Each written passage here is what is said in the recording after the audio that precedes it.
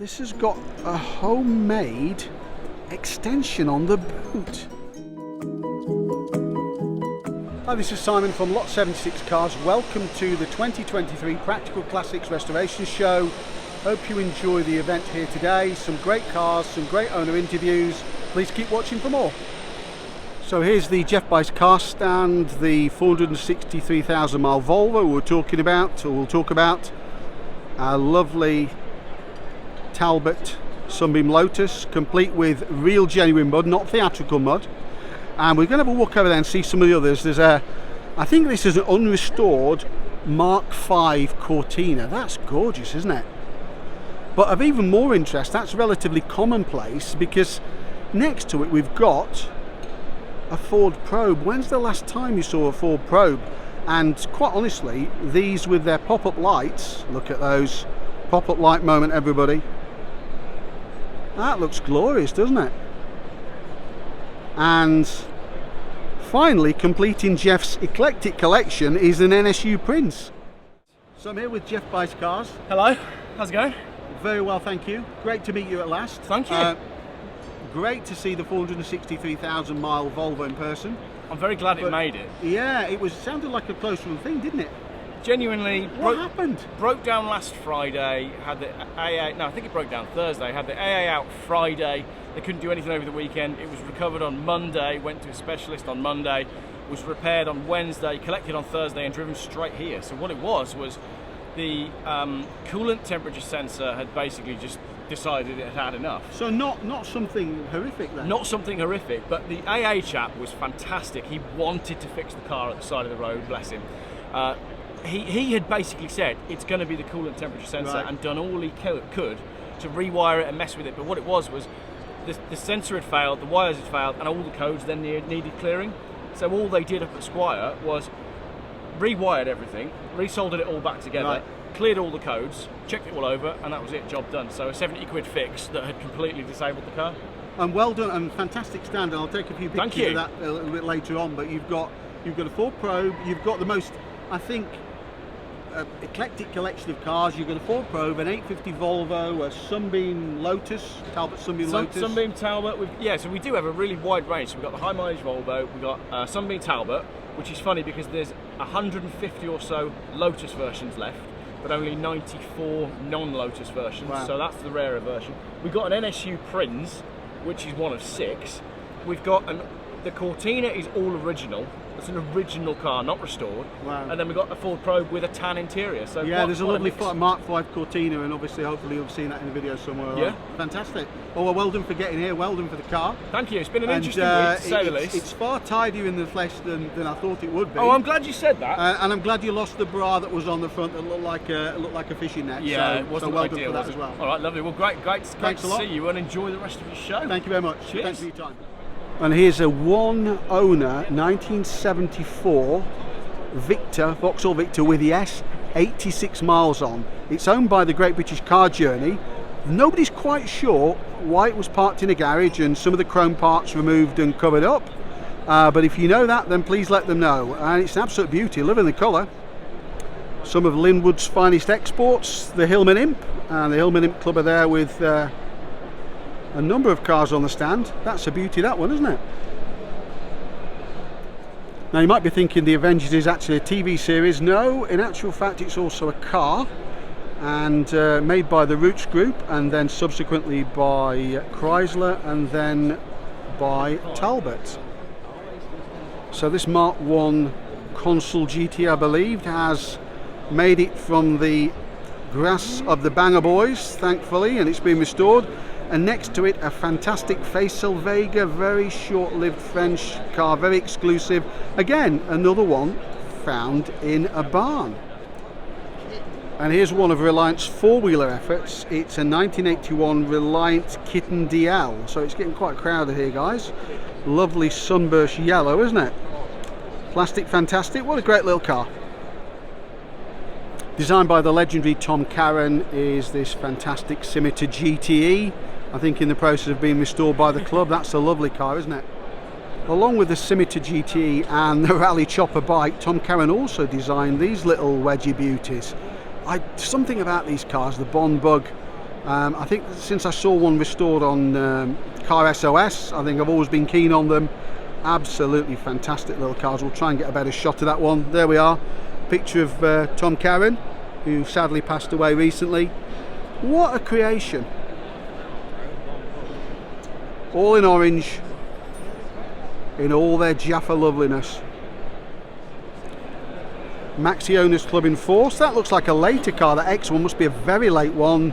In fact, the W one's a relatively late one, but the early one is the orange one over there in the corner. Lovely to see these cars being appreciated. There's so much room in these cars. We had one when I was a kid and nobody could believe how much we could get into it. And this is Sarah Crabtree's car. Now, when I interviewed her at the Lancaster Classic show, she mentioned to me the diff was a bit noisy. So these good gentlemen of the Morris Marina Owners Club have currently got the diff out, and you'll hear the tools going there, and diff's removed, and they're going to fix it for her. I wish they'd come and do some of my jobs on my cars as well. Excellent. And we're on the Volvo Enthusiast Club with this beautiful Dutch built 480. You don't see too many of those about. Love that design feature with the grille that's underneath right at the bottom. Quite a relatively special car. Next to it is a facelifted Volvo 740, in fact the same as my dad had one of those. And then we've got the V70 TS. It's a proper police car, that one, so you wouldn't want that following you home, would you? I'm not sure if this is original Saint car, but it's a Volvo P1800S, originally produced by Jensen 1800, and then when production went back to Sweden it picked up the S suffix. Now we're on the Lancaster Pride of Ownership stand and we're celebrating some fantastic cars here. These are the best of the best. So let's have a look. We've got a fantastic 1989 Porsche 944, as you know, a development originally of the 924, by this time with the larger engine. And I don't think it's an S, that's a lovely car. An absolutely stunning P1800S. God, I love that colour. Now we're going to try and get a shot of the car next to it, so bear with us, a few people walking into shot. This is a Puma Racing, so these were built by Tickford on a widened Puma body shell, all pretty much hand fettled. Didn't sell so well in the day, became a little bit sort of redundant and demand was a bit low, but now these are highly prized.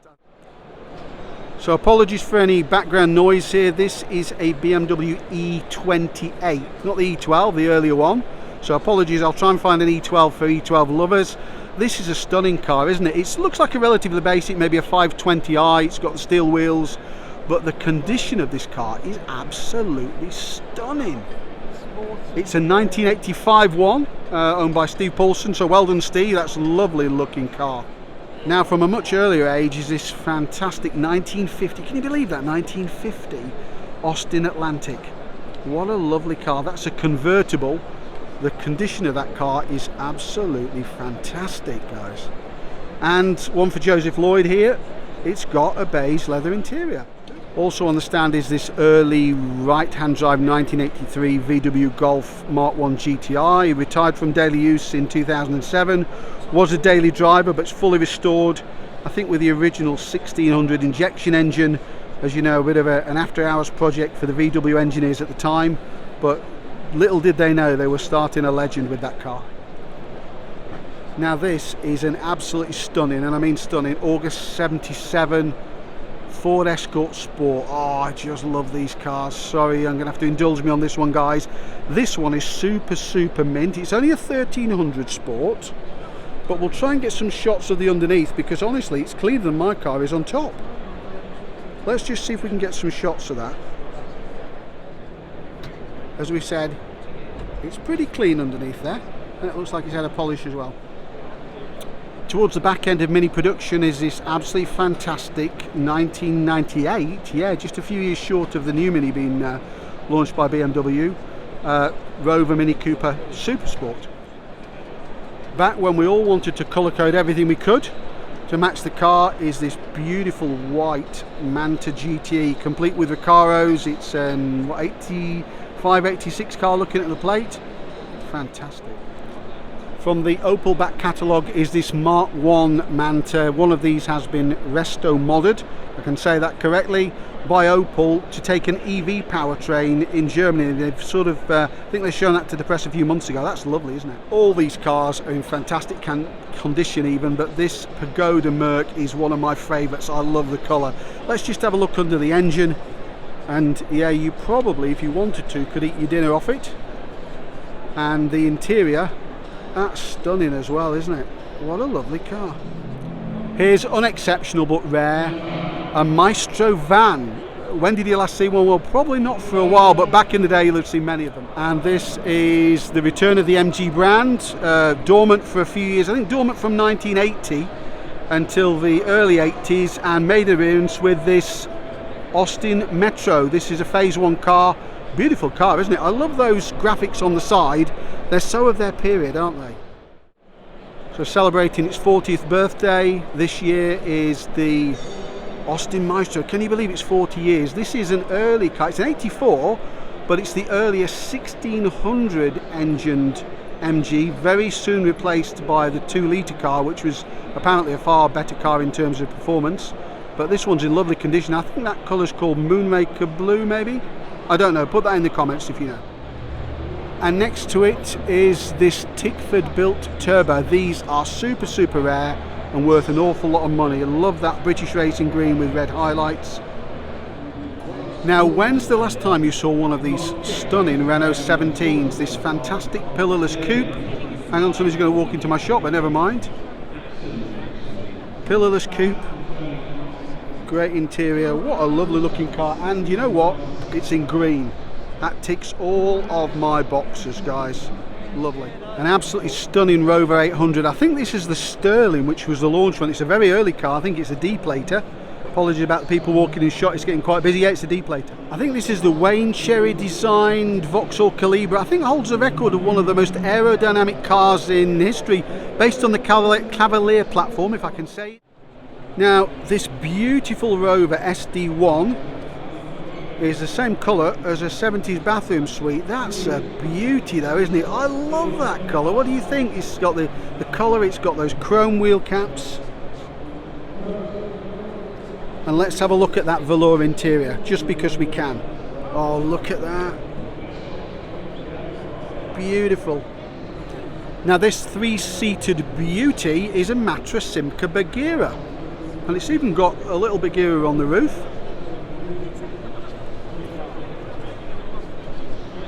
If you've got a family of 3, it's a perfect car for you, isn't it? So before SUVs were a thing, this is a Talbot Matra Rancho in a lovely brown. It looks like an 83. Wow, they certainly anticipated the SUV market increasing, didn't they, guys? Let's go a bit Eastern Europe with a Wartburg. In fact, with 2 Wartburgs. I'm not quite sure what the van is. Answers on a Zook. What's a Zook, guys? Let me know, will you, in the comments. You know what, I really like these Mark II Astras. This aerodynamic Astra took over from the Mark I. I believe mechanically not massive amount of changes. This one, as it says, in an unrestored bar find. And here we've got, my God, we've got a 2-door estate. Looks like it's driven straight in off the motorway, doesn't it? And then finally here, we've got an absolutely lovely GT, which is drawing a crowd. G-plated, so what's that, 89? Looking good, isn't it? Now this coupe looks like an Opel record, but straight off the set of the Dukes of Hazzard. Let's see if we can just check with the owner what it actually is, because it's not a record, it's not a Cadet, it's got a different type of grille on it. What is it? So I'm with Russ and I'm going to ask him about this. Well, I thought it was an Opel record. My friend thinks it's an Opel Cadet, but Russ, tell us what it actually is, please. It's an Opel Commodore A from South Africa. We think it was probably imported in around about 1985. So it's 2.5 litre straight 6 engine, 2-door fastback. Okay, and what about the colour? Is that the original colour, the Dukes of Hazzard one? Or? It isn't. I understand it's TNT orange. that it was painted, and it was liveried with the Confederate flag, General Lee, and the O1 on the side. I knew it was a Dukes of Hazzard fan who'd done that. And definitely. it does have the air horns, which we can probably play for you if you'd like. Fantastic. Go for it, please. Affectionately named Bluebell is this beautiful Bedford HA 130 van. When's the last time you saw one of those? Most of them have long since dissolved. You won't see too many HAs like this one. It's got a Ford front grille and a V8 engine and a chopped roof. I bet that really goes like stink, doesn't it? Now technically I think these were called in the UK cabin cruisers, but it's a Messerschmitt. So following World War II and the limitations to Germany's aircraft production, they actually turned to producing these with this two-seater design, glass cabin roof. No wonder it's called a cabin cruiser. This is really great. I saw one of these, a basket case, sold for about £7,000 on eBay recently, not that I'm looking, but I think well-restored versions are several £1,000s, and there's a few of these here. So I'm just going to have a chat with Winfred Jones about this Messerschmitt cabin cruiser. So let's go over and find out a little bit more. So Winfred, you're going to tell us a little bit about the cabin cruiser, because I've been fascinated by these cars. My son, who's only 6, is totally obsessed by these. Yeah, they're great fun. They're, as I say, early 50s till 64 when they stopped. I've been driving them since 1964, so they're good fun. And I read it was really the sort of the fuel crisis really drove demand for these, or? Yeah, it was just a simple means of transport. And in England, being the three-wheelers, you could drive them on a motorcycle license. Oh, a motorcycle license still? So, but not this one. And what's the extra two-stroke engine, is it? Two-stroke, single cylinder. Single cylinder. 200cc. And I think, is it a Villiers engine or something? Sachs motor. Sachs motor engine, okay. And this is your car, is it the yellow one? Yes. And how long have you had it? Oh, a long 8 time. years. 8 years. Oh, okay. no, not long. And you really wanted one? You had one back in the, had one years ago, or? No, I've still got my original one, which I bought in '64. It's still at home. You bought it new in '64? No, You bought no. It was 1959. Wow. It was 5 years old. Fantastic, thank you. And how many on the road in the UK still? On the road is a loose word. Okay. How many Exist still? Yes. Probably about 1,000. Okay. Wow. Not that many then. Not really, many, and relatively even less of these, the four-wheeler ones. And things like some of the parts we'll see down here, like the cabin top. There's some. This is Perspex, is it? Perspex, yeah. And it's still available. Oh wow, it's still available. Still available. New one on the silver car up there. Oh wow, fantastic. Thanks Winfred, thanks for telling me about your car, appreciate it. This is another microcar. It's a 57 Frisky Sport. Now if you wondered what these cars look like underneath, there's one over here that I prepared earlier, and as you can see, the body's separated from the chassis. It's not massively complex even for a simple soul like me. If you like your Escorts purple, here's a beautiful 1300E. Look at those Sibioskers at the front. I think they're called Sibioskers, aren't they? This one's immaculate. Look at it. Or even the air cleaner housing's purple as well. That's colour coding taken to new heights. Lovely. Based on Mini Mechanicals and apparently loved by Gordon Murray, who's got an Alpha engined Example. This is a Midas, built by a guy called Harold Dermott. I think there was a factory fire or some disaster struck the company, but it's an absolutely beautiful light little car. And here's the fixed head, and we've got, apologies for a few people walking in shot there, and we've got the convertible version. Let's go to the other side of that one and have a look at the convertible. Getting busy here at the Practical Classics show today. There you go. Hopefully you can see what the convertible looks like. If you still like your bathroom suites avocado, you'll certainly like this P6 we saw in SD1 earlier in the same colour. This P6 is stunning condition. Oh, honestly, this one's worth a closer look. Let's have a look from the back. Oh, it's got the wheel on the back. It's got the wheel on the back, freeing up the boot space. Isn't that a little beauty? It's a P, so it's a very late one, on the verge of SD1 production starting, isn't it? If you're desperate to see what a Rover P6 looks like naked and how the panels bolt on, this is a naked one. Look at that. All the panels bolt on to this substructure. Okay, might need a bit more than a teacup. I assume it's got a sunroof, or should have a sunroof. If not, that's a big old hole, isn't it, to repair? Yeah, fair play to the person who's going to be working on that one. So, if 4 wheels are not enough and you think your Mini's better with 6, how about this? A Stimson. What a car. Plenty of room in the back. So this is a good idea. It's a Fiat idea and it belongs to Furious Driving. Shout out Matt, wherever you are today. Next to another Fiat, of course we're on the Fiat stand. It's a 75 ELX Punto Mark 1. And then pretty much a couple of other rarities there. Apologies people into shot again. It's a facelifted Uno Turbo. That's nice, isn't it? And here we've got a Fiat 127 Sport. I'm rather taken with that little beauty. Oh, that's definitely deserves a thumbnail on somebody's video, doesn't it? Maybe it'll be mine. Gorgeous little car. This is a one owner from new Toyota AE82 Corolla GTI. The AE86, which is the rear-wheel drive version, is probably better known. This is a beauty. I mean, the fact this guy's had this car from new, what a credit to him. Whatever Mini you fancy, we've got a pickup there from the shout out to the Real Mini company. They've got a pickup that looks very nice, very tastefully painted. We've got, I guess, a sort of Cooper evocation one there. That's the normal Mini that we know, the 2-door, and even the very rare van. These are worth huge amounts of money. Let's try and look from the other side where it's slightly less crowded and give you a better shot. And there we go. Briefly we can see that one as well. That looks great, doesn't it? Shout out to those guys. So by the time this RS 2000 4x4, a rare car, arrived, the Escort was pretty well sorted. The Mark IV hadn't been received well, but this generation was received far better. We've got the limited edition, limited run RS. You can see there, and we've got, I think that's the RS Turbo there as well, and another earlier car, and of course my favourite at the end. It's an RS 2000 with that droop snoot, worth huge amounts of money. Great cars. With just 84 brake horsepower but relatively low curb weight is this fantastic Mark I Fiesta XR2 from 1983. I love that sort of sunburst red colour. I'm sure that's not the right name for it. Put it in the comments if you know what it is. Love those spots at the front. We all need the spots on.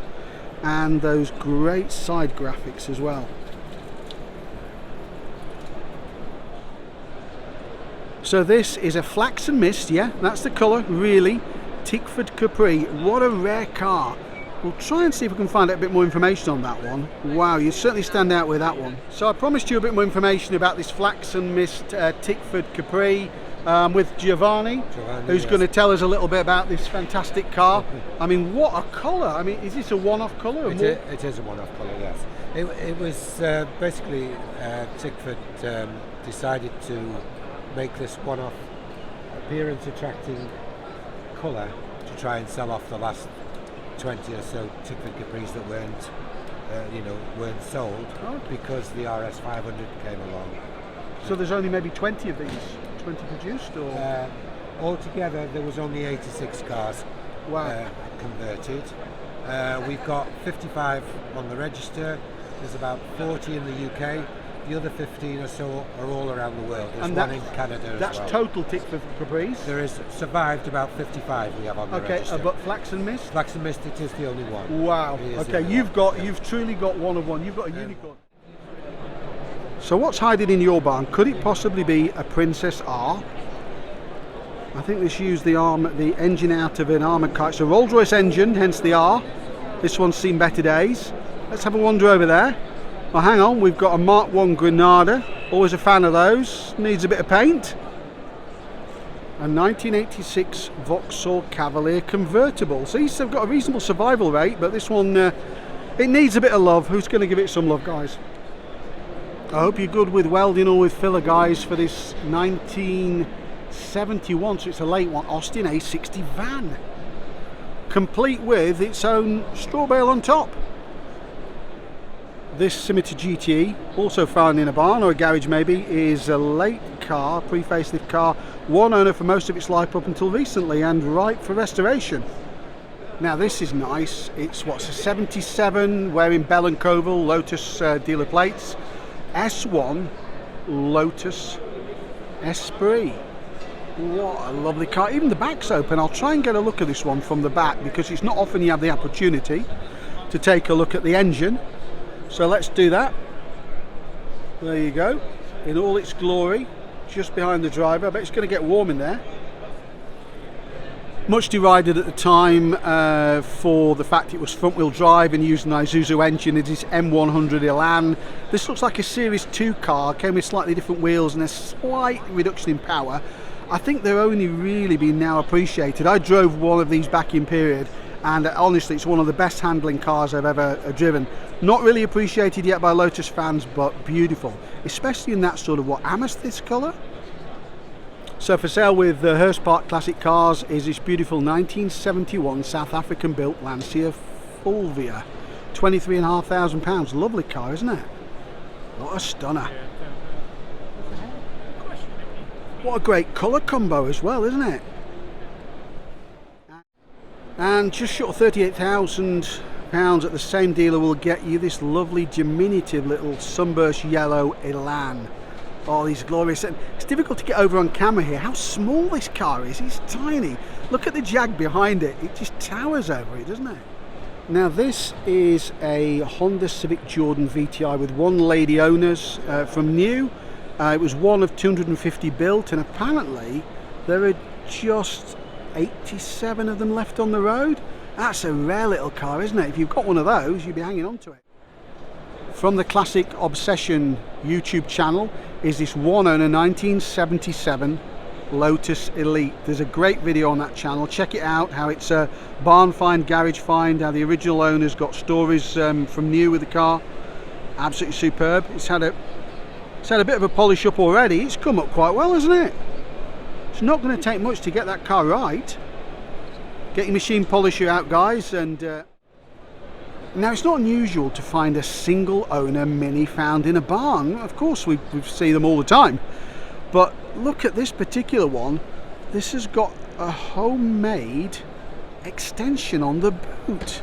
I mean, fair play. Look at that. Just one. Isn't that unusual? Another barn find of this is 1983 40-year-old Alfetta. First of all, there weren't that many sold back in the day, but when did you last see an Alfetta? Particularly that very fetching two-tone, brown over silver. Just proving that barn fives turn up some incredible vehicles. Here's an Austin 3-litre ambulance. Wow. I certainly don't think that can be pressed into service anytime soon for an emergency. Nevertheless, I'm sure somebody somewhere wants one. We've got a treat here for transit fans. There appears to be a transit van club. Yeah, I didn't know that either. So there's an early D66, but that's a Caravanette. That's a lovely looking vehicle, isn't it? Got to be a rare one these days, hasn't it? Not too many later ones found in this condition. Wow. And there's one down here a bit further. This one's caught my eye with this paint job. Wow, that is incredible. That looks straight off the pages of Street Machine. Anybody that remembers that publication, let's try and get a look inside that one. Now, if you get a Transit, this is how you want it. Kitting out, isn't it? Wow. Like a 70s nightclub.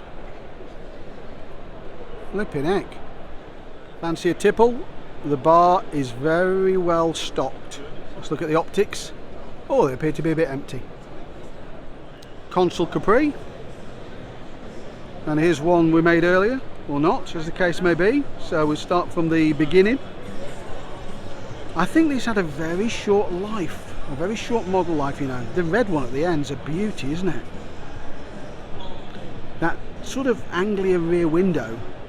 So this is a 1966 Wolseley Hornet convertible built by Crayford. never sold to the public, but built for a competition by Heinz. It's one of 57, hence the Heinz connection. So Crayford Engineering were commissioned to produce this versions of the Wolseley Hornet. Half of them were grey and half of them were apparently in this toga white, and all the cars were supplied with extras of a picnic set, a kettle, a tartan rug, and even a sliding Max Factor makeup tray. Have you heard of this Piranha Car Owners Club? Well, let me tell you a little bit more about it, because it might not be a name that comes to mind, but certainly their cars will be recognisable. So Basil Green Motors in South Africa made a name for themselves building special one-off Fords like this. First of all, this Capri here, and there's a Granada in the middle, and uprating them with large capacity engines, also Ford engines, but I think 5-litre engines or such like. And then they were only sold in South Africa, not imported to other markets, and it's rare to see them, to be honest with you. They are really wolves in sheep's clothing, absolutely. What amazing. Now, who doesn't like a Saab? So I'm here at the Saab Owners Club with this fantastic Saab 99. It looks like 72 on a K-plater. Then next to it we've got another one, but this is the Saab 99 EMS, electronic manual special. I'm not sure what that means, electronic ignition. Apparently this has been owned by the same family from new and is unrestored original condition. Got a later Saab turbo there, looks like it's got the aero pack. Look how far those bonnets come forward to give you access to the engine. We'll just have a look at that. You certainly have got pretty good access, haven't you? So this is a 9000, I think it'd be the 9000 CSE. It's got the later nose on the car, lovely green car. Don't see too many of these about. And then a couple of the later cars, and a later 95 with the so-called Dame Edna Everidge lights. I'm sure you can work that one out. So on the Mercedes stand with a lovely C126 SEC, apparently Bruno Sacco, the designer's favourite car. Just behind it a W124 Estate, or in fact it's S124, isn't it, to be precise. That's a lovely car, that one, isn't it? It's a 300 TE in stunning condition.